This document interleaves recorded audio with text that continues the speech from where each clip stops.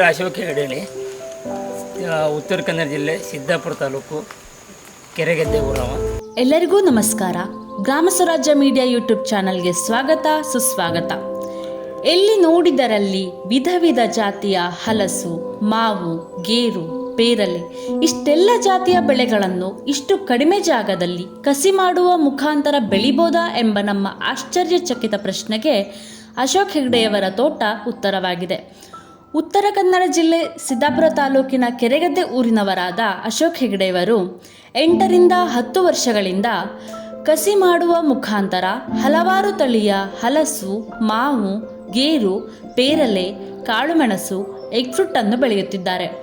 ಇವರು ಅಡಿಕೆ ಮುಖ್ಯ ಬೆಳೆಯೊಂದಿಗೆ ಬಾಳೆ, ತೆಂಗು, ಏಲಕ್ಕಿ, ಜಾಯಿಕಾಯಿ ಹೀಗೆ ಮೊದಲಾದ ಬೆಳೆಗಳನ್ನು ಬೆಳೆಯುತ್ತಿದ್ದಾರೆ.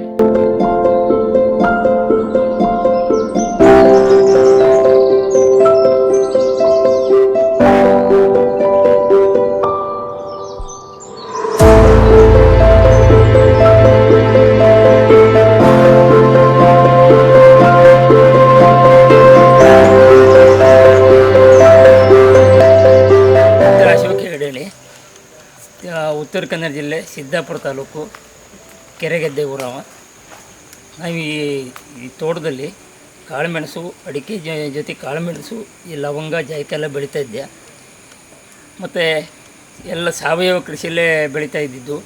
ಯಾವುದೇ ಅಂದರೆ ಸರ್ಕಾರಿ ಗೊಬ್ಬರ ಅಥವಾ ಆರ್ಗ್ಯಾನಿಕ್ ಇದು ಬಳಸಿದ್ದಲ್ಲ.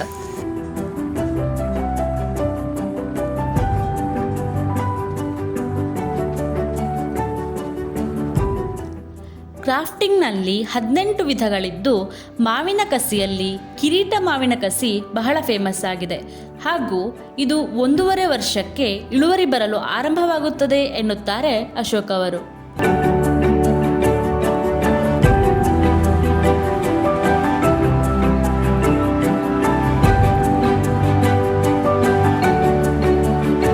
ಇದು ಮೂಲ ಒಂದು ಹುಳಿ ಮಾವಿನ ಗಿಡ. ಇದು ಕಿರೀಟ ಕಸಿಯಲ್ಲಿ ಮಾಡಿದ್ದು. ಇದು ಅದೊಂದು 3ರಿಂದ 4 ವರ್ಷಕ್ಕೆ ಈ ಭಾಗ ತುಂಬ ಬಂದುಬಿಡ್ತು. ಯಾಕೆಂದ್ರೆ ಕಡ್ದ ಭಾಗ ಗೊತ್ತೇ ಆಗ್ತಿಲ್ಲ. ಇದು ನಂಬರ್ 1 ಕಸಿ ಅಂದರೆ ಮಾವಲ್ಲಿ.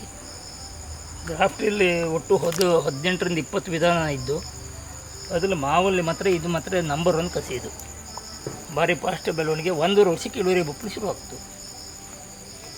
ಮತ್ತು ಬೇರೆ ಯಾವ ಗಿಡದಲ್ಲೂ ಕಿರೀಟ ಕಸಿ ಬರ್ತಾ ಇಲ್ಲ, ಸ್ವಲ್ಪ ಕಷ್ಟ.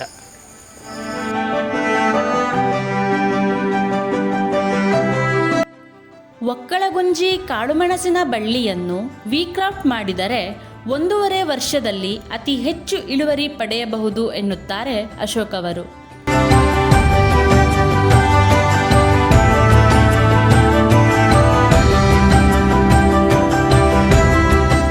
ಈ ಕಾಳುಮೆಣಸಿಗೆ ಮತ್ತು ಈ ಗ್ರಾಫ್ಟು ಮಾಡ್ತಾಯಿದ್ದೆ 8-10 ವರ್ಷ ಆಯಿತು. ಅದು ಈ ಒಕ್ಕಳ ಗುಂಜಿ ಬಳ್ಳಿ ಇದ್ದರೆ ಅದಕ್ಕೆ ಬಳ್ಳಿ ಕಾಲ ಮೇಲೆ ಇಪ್ಪಿಸಿ ಅದಕ್ಕೆ ಗ್ರಾಫ್ಟ್ ಮಾಡುವಂಥದ್ದು. 1.5 ವರ್ಷಕ್ಕೆ ಇಳುವರಿ ಬರ್ತು. ಇದು ಕಸಿ ಇವಾಗ.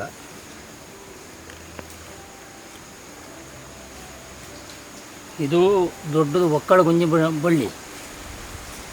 ಅದೇನಂತ ಕೇಳಿದ್ರೆ ಇಳುವರಿ ಬರ್ತಿಲ್ಲ. ಅದು ಅದಕ್ಕೆ ಸೈಡ್ ಕಾಲ ಮೇಲೆ ಹತ್ತಿ ಕಟ್ಟಿ ಅದಕ್ಕೆ ಈ ಥರ ಗ್ರಾಫ್ಟ್ ಗ್ರಾಫ್ಟ್ ಮಾಡೋದು. ಅದು ಸಾಫ್ಟ್ ವುಡ್ಡು.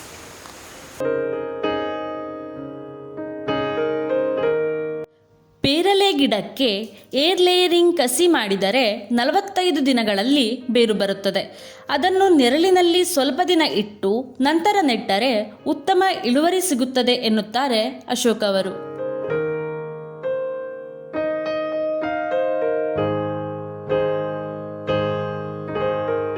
ಇದು ಏರ್ ಲೇಯರಿಂಗ್ ಕಸಿ 45 ದಿವಸ ಬೇರು ಬಪ್ಪಲು ಬೇಕು. ಅದು 1.5 ತಿಂಗಳ. ಬೇರು ಬಂದ ನಂತರ ಕೊಟ್ಟೆ ಹಾಕಿ ಬದುಕಿಸಿರೋದು. 1 ತಿಂಗಳ ಅಥವಾ 1.5 ತಿಂಗಳ ನೆರಳಲ್ಲಿಟ್ಟು ಬದುಕಿಸಿ ಅದನ್ನು ಯಾರಿಗೆ ಬೇಕೋ ಕೊಡಲಟ್ಟೆ.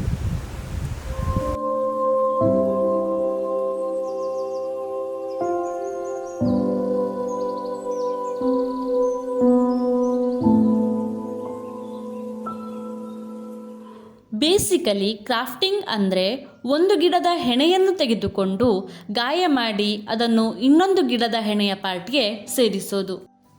ನಾವು ಯಾವ ಗಿಡಕ್ಕೆ ಕಸಿ ಮಾಡಬೇಕೋ ಅದರ ಒಂದು ಹೆಣೆಯನ್ನು ತೆಗೆದುಕೊಂಡು ಅದರಲ್ಲಿರುವ ಎಲ್ಲ ಎಲೆಗಳನ್ನು ಕತ್ತರಿಸಿ ಅದರ ಮೇಲ್ಮೈಯನ್ನು ತೆಳ್ಳಗೆ ಸ್ವಲ್ಪ ತೆಗೆಯಬೇಕು.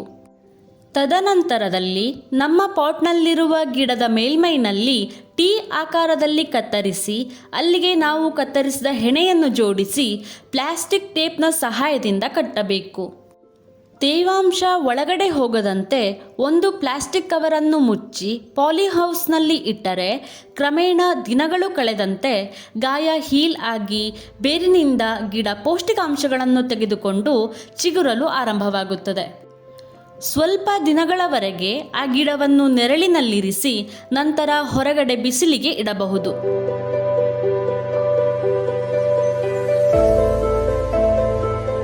ಇಂದಿನ ವಿಡಿಯೋ ಮಾಹಿತಿದಾಯಕ ಅನಿಸಿದಲ್ಲಿ ಲೈಕ್, ಶೇರ್ ಮತ್ತು ಸಬ್ಸ್ಕ್ರೈಬ್ ಮಾಡಿ. ನಿಮ್ಮ ಅಭಿಪ್ರಾಯಗಳನ್ನು ಕಮೆಂಟ್ ಮಾಡಿ ತಿಳಿಸಿ. ಇನ್ನಷ್ಟು ಮಾಹಿತಿದಾಯಕ ವಿಷಯಗಳೊಂದಿಗೆ ಮುಂದಿನ ವಿಡಿಯೋದಲ್ಲಿ ಸಿಗೋಣ. ಧನ್ಯವಾದಗಳೊಂದಿಗೆ ಗ್ರಾಮ ಸ್ವರಾಜ್ಯ ಮೀಡಿಯಾ.